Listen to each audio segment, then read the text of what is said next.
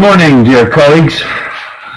Today we're going to talk a little about the competence approach in language teaching, which is the key fact, the key idea of current education in Ukraine as well as in the entire world.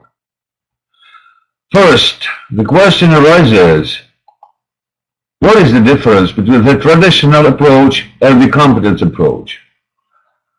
Here is a table, and if we look at it, we can see that the main approach is gaining the result of the action. So the practical approach of it, and the main result will be not I know what, but I know how.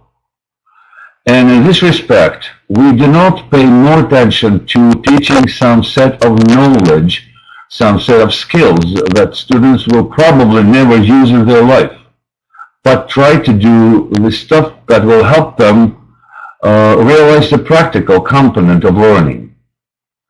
In this respect, I would like to address my background knowledge, that is about visiting the United States and visiting one of the schools there.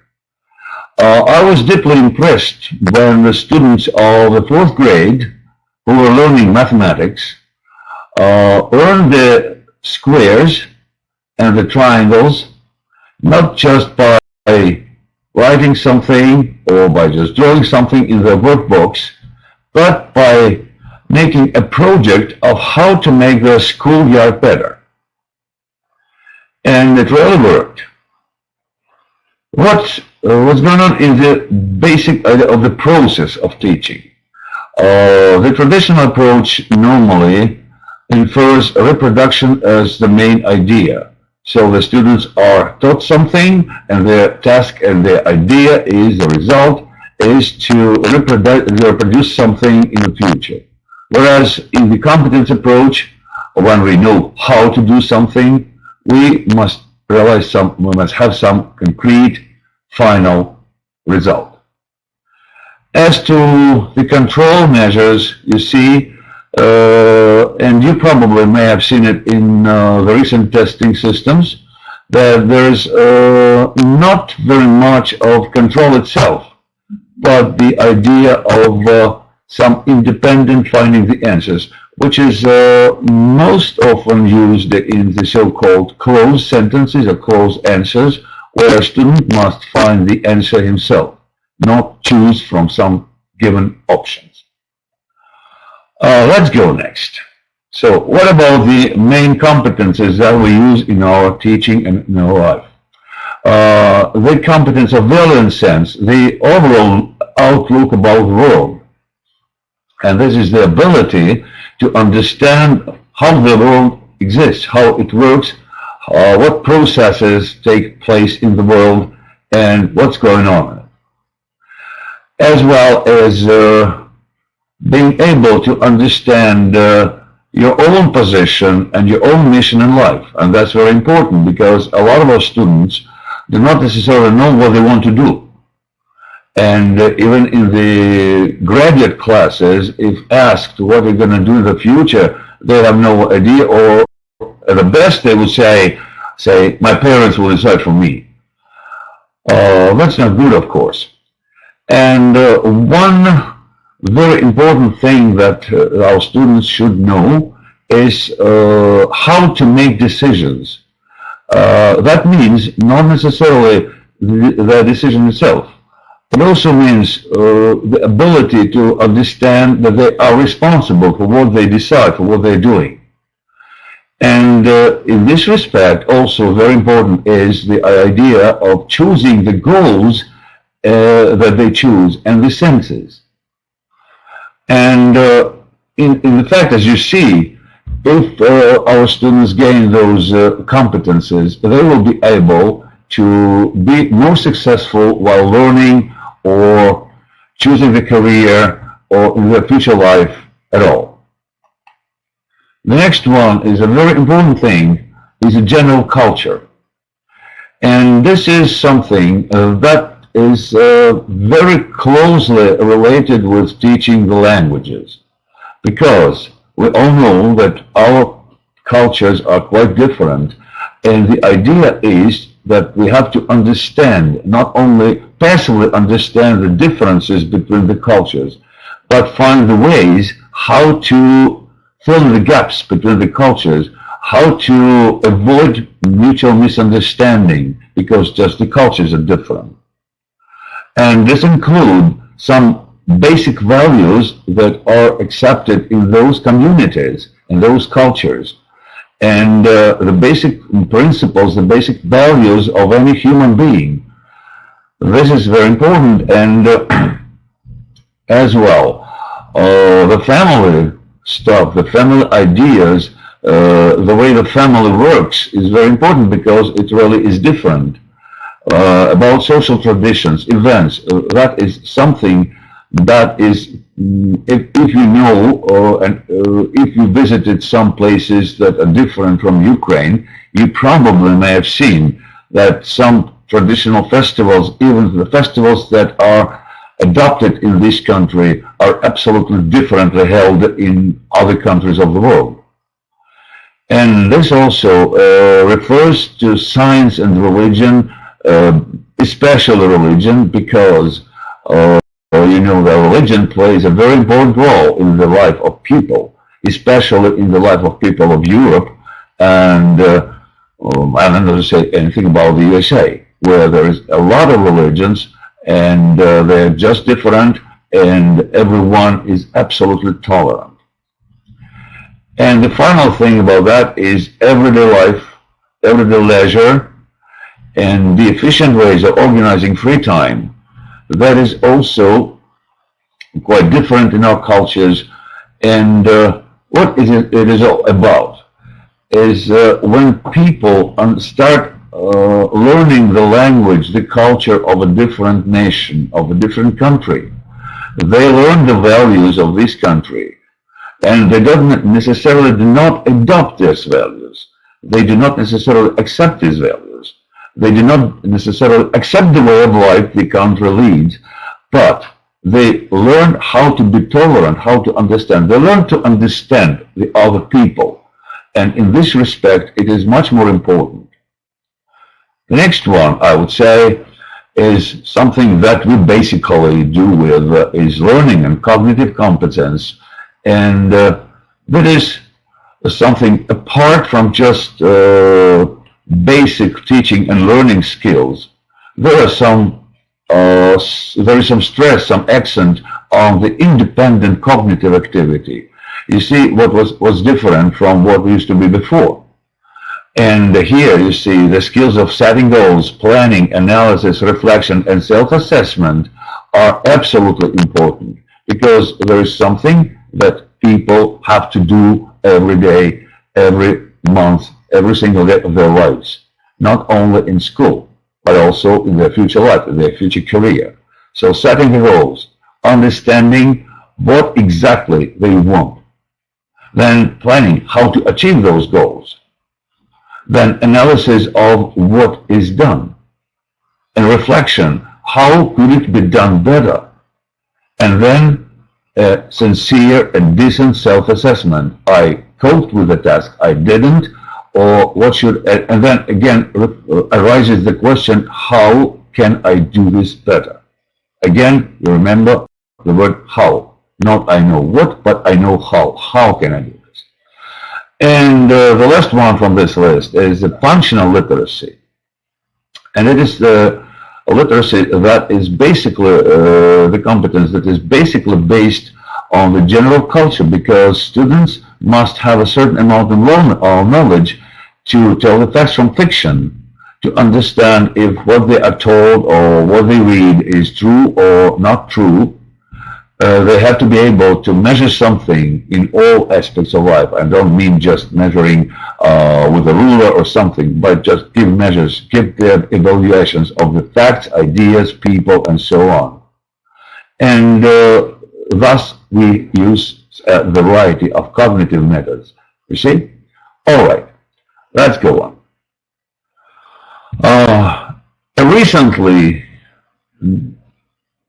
I would say a recently appeared competence that was not very common in this country, but with the computerization of the whole world, it is absolutely necessary for an ordinary human to be able how it works, to be able to use it, and to be able, what's more important, to be able to know how to use these technology advantages to achieve certain goals in their lives. And this is why what's more important for us as teachers is that what we used to do before, like giving students information, is now being replaced with independent information search, because a lot of stuff, a lot of sources are, say, on the internet to look through, to browse, and to find. And it is very much better than the previous ways of studies, because here students may have a look at more than one source of information. And it is good, especially in learning the language and in learning the culture, because you have to look not only at one source and say, okay, I'm the only one who is right, but you have to look at different sources of information, compare them, then compare them with what you personally think about it, and come to a final conclusion. This means that you have to be able to analyze information. And you, for specific purposes, you need to select the information from the variety of choices offered. Then if you prepare something, if you do something, you need to be able to transform the information in the way that is relevant for the current task being done. And you have to be able to save and further information to other people. So is it not what we actually do in the class? Especially those teachers who work deeper into the culture or literature of the English-speaking countries. Yeah, it's absolutely impossible to give the entire set, the entire pile of information, but we can assign our students to do the tasks in the way of independent searching, analyzing, transforming, and presenting it. And these necessary skills will absolutely be necessary for their future life in the world, because all the world, I'm going to repeat it, is being computerized. What is basically the task of teachers of language is teaching communicative competence. And this includes not only knowing the language, I mean, passive knowledge. You know, the traditional translation method that was used say, way back ago was not bad at all, but at the same time it did not produce any creative results, because a person might have known a lot of rules by heart and could easily understand the meaning of the grammar structure, but it did not work when it came to real communication. So here we know that the traditional methods, without being able to communicate, to use the language acquired in real communication, this knowledge is absolutely useless. And I think we all are glad that communicative competence has been in study, has been in our teaching for quite a long time. And I would say that teachers of the language, teachers of English, are maybe the first people who started introducing the overall competence approach, because the way of we study the language itself and the way that we teach the language itself implies that the knowledge has to be used for real life situations, for real communication, and that's impossible just by doing some grammar exercises. Yeah, and in this respect, apart from the 4 basic skills of listening, speaking, reading, and writing, that's okay. They should be taught. They should be learned. No problem with that. The first place is taken by the interaction skills. And this implies not only people that are by your side, but communication with people from abroad is greatly promoted. because here you can have a real communication, and with the help of the internet, emails, chats, Facebooks, and all other social work, networking systems, it works pretty much okay. Here, as well as with just being able to use the language for communication, group and teamwork skills are developed, because where is communication happening among people? Where can it be happening in class? In groups or in teams? Well, what's the difference between groups and teams? Teams are some certain groups that are assigned a certain task for a certain period of time. They may be changed. Just the actual difference is that the teams work a little bit longer than groups. Groups are just temporary, just for the class and for 45 minutes, and that's okay. But anyway, working in a team or group, they have to communicate, and let it be not necessarily English. The skills of communication are very, very important. And without being able to understand a person next to you will bring no result in future if a person starts working on his or her own.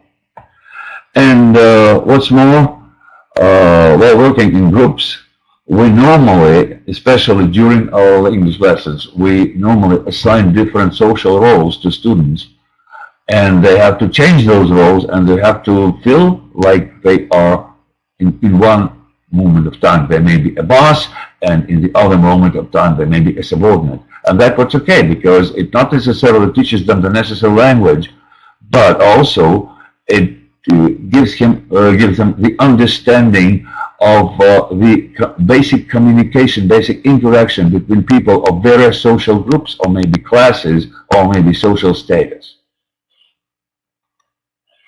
Well, what about social competence?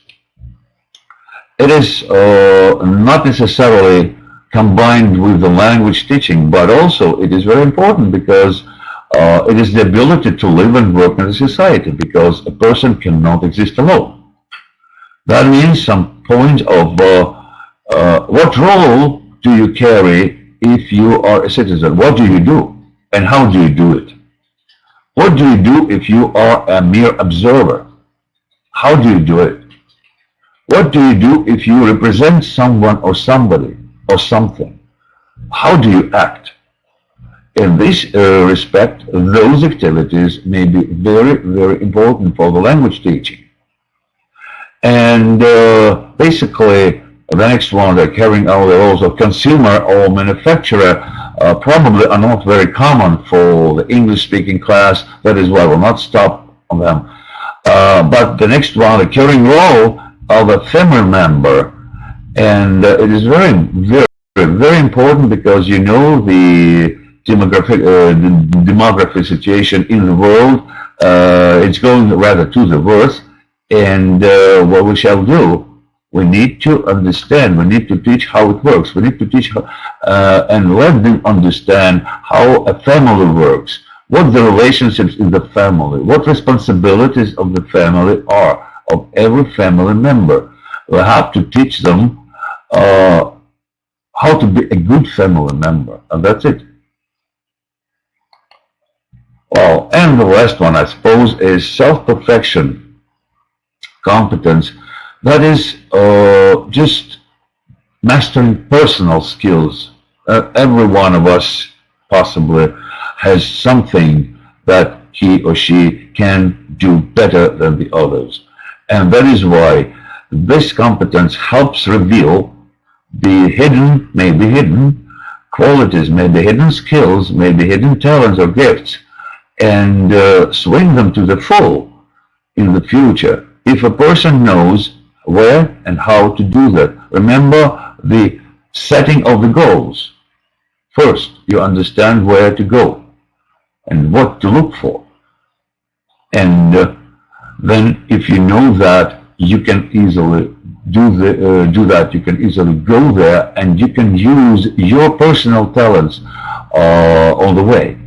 And it is very important, because as I understand, the most important thing of it is that what we do, we pay more attention to a student as a personality, as a human, not as an object for teaching. And we try to evolve all those hidden skills, hidden sympathies, hidden abilities, and make them work. And that is it.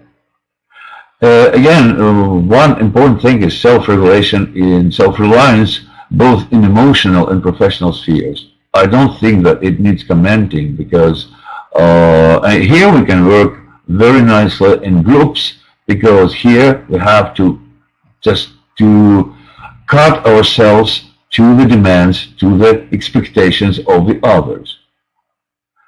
And the last one is the continuous self-study skills, which means that a student should realize that with ending of school, studying never ends, and that every day in their lives they may and they should find something very, very positive, something very necessary for their future existence. And now I would like to have a look. So the most efficient approach, to my mind, is the student's personality and experience to appeal to that. Yeah, and when we do something, we should take into account the backgrounds, the opinions, and the values of our students. What's most important is opinions, because they're based on the values. And we should elicit those opinions from them, however shy, however modest, however silent they are. But we have to do that. Because if we motivate a student by asking him or her to share their opinion, that will work, if they understand that they will not be punished for that. And what methods, what ways can we use for that? It is definitely comparing and contrasting, like we know the terms of cross-cultural, cross-cultural competence. The ability to analyze, the ability to support something or to reject something, and the ability to give reasons for their opinion, for their choice. I've chosen that not just because I wanted to. I've chosen that because I understand and I can ground my choice. And now I would like to try and show you how it can work if used with a textbook. So this is a textbook that was written this year by me as one of the authors, and that the emphasis is put on the cross-cultural analysis, cross-cultural comparison through the situations, real-life situations of teenagers that may happen both in Ukraine and in Britain. And here we can see some differences, some basic facts. Here we can see that there is something that is more common about us than that separates us. Talking methodologically, the language here is not only the means of education, but the source to achieve the aims of communication. For that, mainly parent group activities are used. We try to work with some team working skills. However, I would like to say honestly that there are more pair and group work than teamwork, and the student is the subject of the process, not the object of the process, because a lot of things that were given in that textbook, they imply that the students must make their decisions themselves. They must make their own decision, they must come with their own ideas, they must make their own research and give their own opinions. And as an example, I would like you to have a look at a sample lesson structure in the book. That is one lesson, and that is the topic is about schools. And here's the structure. You see that the three parts are very distinctly shown. So the main part, the warm-up, and the home assignment, that's a suggested home assignment. Yeah. And have a look, please, in detail. So this is the warm-up exercise of the lesson. And what competences do we need to involve here? First, students have a look at 3 pictures and they have to find information about the British schools. As you can see, that was their homework. Yeah? And this is the ability to find and organize information about schools. And here, the next one is sociocultural and culture-specific language competence, because they will have to make comparisons between the countries, between Ukraine and Britain. And the communicative competence, because they will have to discuss what is going on. They will have to come to some certain joint conclusion. Here's an example of how the work with developing competences can be done on the example of one simple picture. As you can see, this is the picture of Eton College, and I would suggest, if thinking about developing competences, I would suggest having a look at and eliciting the question, why are those students dressed like this? And elicit all the ways, all the possible ideas that our students can give to us. And then we may go farther. If we are not going to stop just on a mere look, we can go farther and find the idea that Eton is a privileged school, separate uniform. What does it mean? And in the end, we can elicit the answer that these clothes, they identify a specific social group, because Eton students belong to a very, very distinct class of society, an upper class.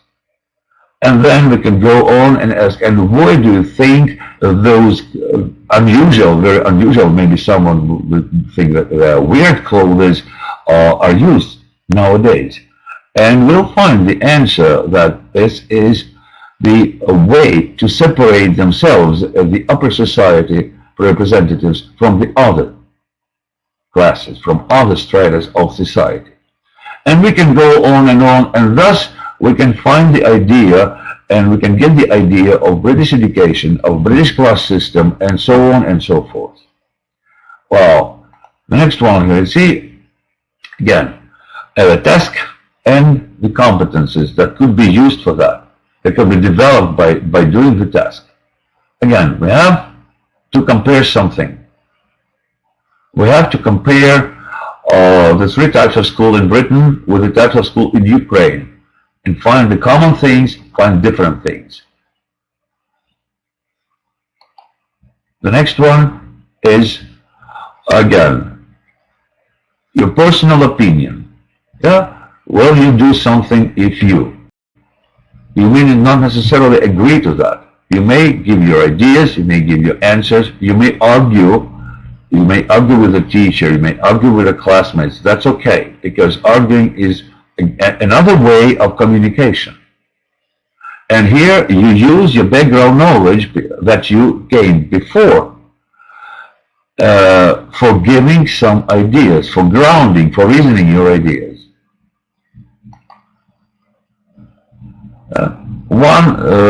The text is about home education, and in this respect, students learn that home education in Britain is much more widespread than that in Ukraine. And again, here goes comparison, and here goes the idea that that every child may be taught at home if their parents want to, but they'll have to take severe exams at any time when the teacher wants to check the knowledge. And here the students will definitely decide which is better, to study at school and know when the test is going to be, or to study at home and be ready for the test at any time. And which is better? A very well-known figure, Mr. Daniel Radcliffe, Harry Potter, and he's part of his interview about himself as a child, what he was like when at school. And here we find another way of teaching in English, the tutor teaching. And this is not very common in Ukraine again, And here is another way to compare and contrast the things and give the ideas if you would like to study like that or if you would not like to study like that. And the suggested homework, the task is about homeschooling and tutoring, the things that are not common for Ukraine. Would you like or would you not like to have? That's creative writing. Please make sure that you can give your ideas and support them with opinions or facts. So practically, this is it for today. If you have any further questions or comments, please write or call us at the given numbers or visit our website, and always eager to serve our best for our teachers.